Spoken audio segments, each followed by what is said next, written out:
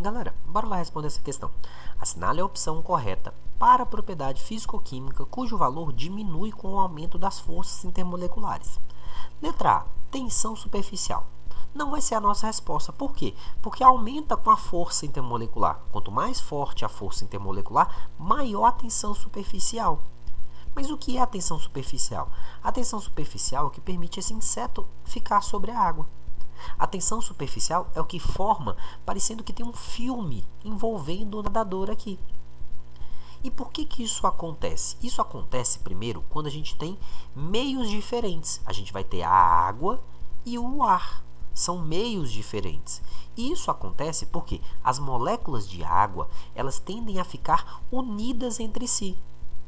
Elas tendem a ficar unidas entre si, mas não tendem a interagir tanto com as moléculas de ar. As moléculas de água que estão de azul são as da superfície. Elas interagem com as moléculas internas e com as suas moléculas vizinhas da superfície, mas não estão interagindo, se você reparar pelas setas, com as moléculas do ar. E isso faz com que elas permaneçam coesas. A gente diz que a tensão superficial acontece por causa da coesão entre as moléculas.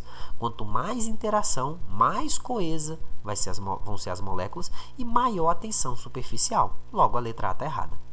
Viscosidade também vai aumentar com a força intermolecular. A viscosidade também depende dessa coesão entre as moléculas. E isso acontece por causa disso aqui, ó. Temos aqui, por exemplo, o mel. Quando você pega uma colher de mel e dá uma vira e inclina um pouco, a gravidade tende a puxar ela, tende a puxar o mel, as moléculas de mel para baixo. Porém, elas tendem a se permanecer unidas, porque a coesão entre elas é muito grande. Então, nós vamos ter o quê? Uma dificuldade para escorrer. Nós dizemos que a viscosidade é a dificuldade de escoamento de um material. É o que a gente chama de resistência interna do material. Beleza? E quanto maior a ligação entre as moléculas, maior a coesão, maior vai ser a dificuldade para ela escorrer. Tudo bem? Vai ser maior a dificuldade de escoamento, maior a resistência interna. Então, nós dizemos que a viscosidade ela aumenta com a força intermolecular. Só uma curiosidade é que, geralmente, aumentando a temperatura, diminui-se a viscosidade. Geralmente, aumentando a temperatura, diminui-se a viscosidade. Por exemplo, se você pegar um mel e aquecê-lo, você vai ver que ele vai ficar mais ralo. O termo do popular é mais ralo. Não é isso? E agora o mel que está mais frio, ele está mais grosso.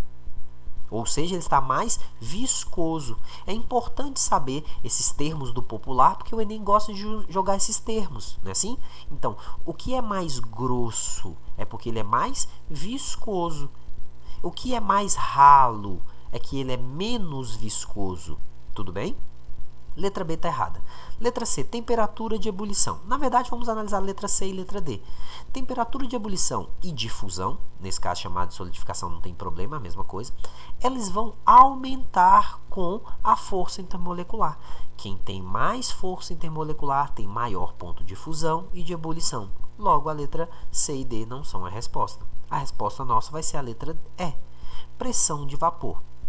Mas por que a pressão de vapor é a nossa resposta? Porque a pressão de vapor ela vai medir a volatilidade. E o que é a volatilidade? É a tendência que as moléculas têm de virar gás, ou seja, a tendência que elas têm de se separarem. As moléculas tendem a se separar porque as ligações que as unem são fracas. Porque se essas ligações forem fortes, a tendência será com que elas fiquem juntas, ou seja, não virem gás. Então, a pressão de vapor ela vai medir a nossa volatilidade. E a volatilidade ela é maior quando a interação entre as moléculas é menor. Beleza? Resposta nossa vai ser letra E.